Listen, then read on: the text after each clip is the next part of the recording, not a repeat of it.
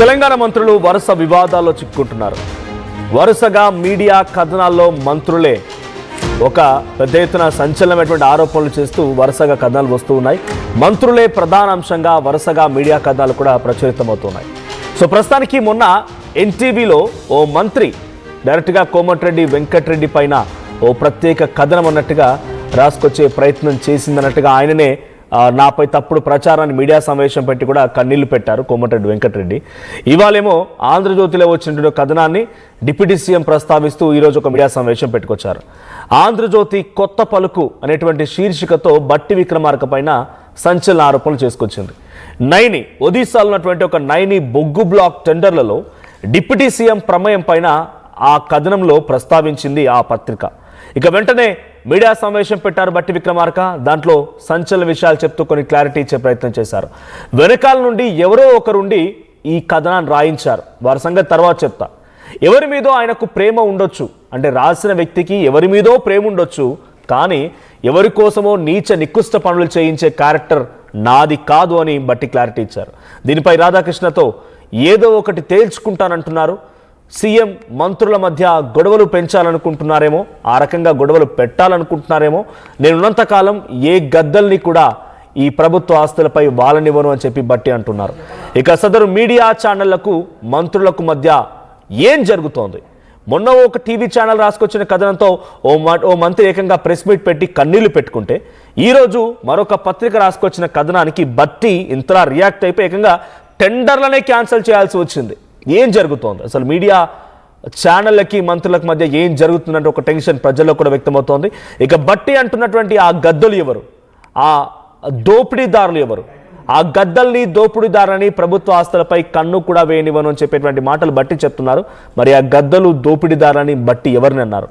మంత్రులు తప్పు చేశారా, లేదా ఛానల్లే తప్పులుగా ఆరోపణలు చేశాయన్న రకంగా అటు రాజకీయ వర్గాల్లో తర్వాత పబ్లిక్లో కూడా ఒక డిఫరెన్స్ ఆఫ్ ఒపీనియన్స్ కనపడుతూ ఉన్నాయి. సో నైని బ్లాక్ ఒడిశాలో ఫర్ ద ఫస్ట్ టైం 130 ఏళ్ల చరిత్ర ఉన్నటువంటి సింగరేణి తెలంగాణ రాష్ట్రం దాటి ఒక మైన్ దక్కించుకుంది. అయితే ఆ మైనింగ్ టెండర్ల విషయంలోనే బట్టి విక్రమార్క తన ప్రమేయాన్ని జొప్పించి ఓ వ్యక్తికి అప్పనంగా ఈ కాంట్రాక్ట్ని కట్టబెట్టే ప్రయత్నం చేయడంలో ఎక్కువగా ప్రయత్నం చేశారని, సో దానికోసం ఒక మంత్రిని బలి చేశారన్న రకంగా ఒక వార్తాపత్రిక రాసుకొచ్చిన కథనంతో బట్టి రోజు ప్రెస్ మీట్ పెట్టారు. సో బిఫోర్ దాట్ ఇక్కడ ఇంటర్లింక్ చేసి చూస్తే ఆ రోజు కోమటిరెడ్డి పై కథనం రావడానికి బట్టియే కారణం అన్నట్టుగా ఒక రకమైన ఇండైరెక్ట్ చర్చ అయితే మొదలైంది ఈరోజు ఈ వార్తా కథనంతో. ఒకసారి బట్టి ఈ రోజు వచ్చినటువంటి ఈ పత్రికలు రాసిన వార్తా కథనం పైన ఏం స్పందించారో ఆయన మాటలో విందాం. లేకపోతే నేను మొదటి నుంచి కాంగ్రెస్ పార్టీలో ఉండి రాజశేఖర రెడ్డి గారికి అత్యంత సన్నిధులుగా ఉండటం వల్ల రాజశేఖర రెడ్డి గారి మీద ఉన్నట్టు కోపంతో నా మీద కూడా కోపం చూపించడానికి రాసి ఉండొచ్చు. కానీ ఇవన్నీ రాష్ట్ర రాజకీయాలకి సింగరేణికి సంబంధించినవి కాదు, పాలనకు సంబంధించినవి కాదు. ఒక బెనిఫిట్ ఆఫ్ డౌట్ వచ్చింది కాబట్టి దాన్ని క్యాన్సిల్ చేయండి. మిగతా విషయాలన్నీ కూడా నేను రాధాకృష్ణ తేల్చుకుంటాము. ఇది ప్రజలకు సంబంధించింది కాబట్టి ఇమ్మీడియట్ గా క్యాన్సిల్ ఇట్ అని చెప్పండి. I'm already instructed the Singareni board people to cancel it. ఇక రాధాకృష్ణ విషయానికి ఈ కట్టుకథ పెట్టకథ రాసిందని అన్నిటికీ అతను ఏ ఉద్దేశంతో రాశాడు, ఎందుకు రాశాడు, ఏ రాజకీయ ఉద్దేశం ఉంది, దాని వెనక ఎవరుండి నడిపిస్తున్నాడో అన్ని విషయాలు మళ్ళీ తిరిగి వచ్చిన తర్వాత నేను మొత్తం ఫుల్ ఫ్లెడ్జ్డ్ గా ప్రెస్ పిలిచి నేను మాట్లాడతాను. అప్పటి వరకు మాత్రం I just want to make it very clear to the people of Telangana that నేను ఈ బాధ్యతలో ఉన్నంత కాలం ఏ గద్దల్ని, ఏ దోపిడీదారుల్ని, ఏ వ్యవస్థీకృతమైనటువంటి క్రిమినల్స్ ని తెలంగాణ ఆస్తులపైన కానీ తెలంగాణ వ్యవస్థలపైన కానీ నేను పడనేను. I will be keep protecting those things. I will stand for that. Thank you. సరే, ఇది సింగరేణికి సంబంధించి అందుకే అన్నాను నీకు లేకపోతే మిగతా మీడియా సంస్థకి మీ ఇద్దరి మధ్యన ఏ సంబంధాలు ఉన్నాయో ఏ వైరం ఉందో అది మీ ఇద్దరు తెలుసుకోవాల్సింది. మీ ఇంట్రెస్ట్ల కోసం రాష్ట్రాన్ని, పాలనని, ప్రభుత్వాన్ని, అందులో అధికారుల్ని, మంత్రుల్ని లాగుతామంటే చూస్తూ ఊరుకోవడానికి ఎవరు సిద్ధంగా లేరు.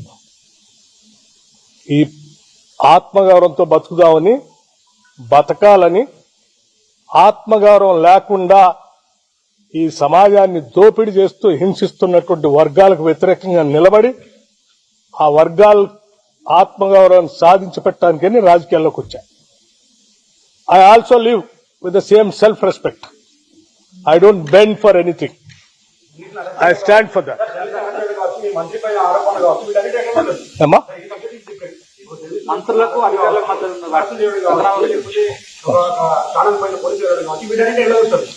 చాలా దురదృష్టం. That's what I'm saying. Any channel you cannot cook the stories and write. You don't have any right to spoil the image of other individual personalities. You cannot assassinate. What right do you have? After cabinet, Yes. Now I have to rush to the Khammam and Amma. మా మంత్రులందరూ ఒక్క నిమిషం, మా ముఖ్యమంత్రి గాని మంత్రులు గాని ఈ రాష్ట్ర ప్రజల విస్తృత ప్రయోజనాల కోసం పనిచేస్తా ఉన్నారు. నీ అవసరాల కోసం వీళ్ళ మధ్యలో ఏదో కట్టుకథలు సృష్టించి విభేదాలు సృష్టించడం కోసం నువ్వు ప్రయత్నం చేస్తే నువ్వే విజయం సాధించలేవు. నీ చిల్లర కథనాలకి భయపడేవాళ్ళు ఎవరు లేరు. ఐ టెల్ యూ, చెప్తారు అది కూడా. అమ్మా ఎవరన్నది అది? పేరు చెప్పండి. ఎవరన్నది? ఎవరు రాసింది? ఎస్. మరి ఆయన ఏడ కూర్చొని విన్నాడో, ఏడ చూసి రాశాడో నాకు తెలియదు. అది కూడా అడుగుతాను. Question of my self respect. నేనేం గాలికి రాలేదాకా 40 సంవత్సరాలు సభలో సభ బయట పోరాటం చేస్తూ ఈ సమాజం కోసం అడ్డంగా నిలబడి పోరాటం చేస్తుంటుంటాడు. నీచ నికృష్టపు దిగజారిపోయి రాజకీయాల కోసం ఇటువంటి కట్టుకథనాలను సృష్టించటమో లేకపోతే వాటిని స్ప్రెడ్ చేయటం చేసే అంత వీక్ క్యారెక్టర్ కాదు బట్టి విక్రమార్క. లేకపోతే నేను మొదటి నుంచి కాంగ్రెస్ పార్టీలో ఉండి రాజశేఖర రెడ్డి గారికి అత్యంత సన్నిహితుడిగా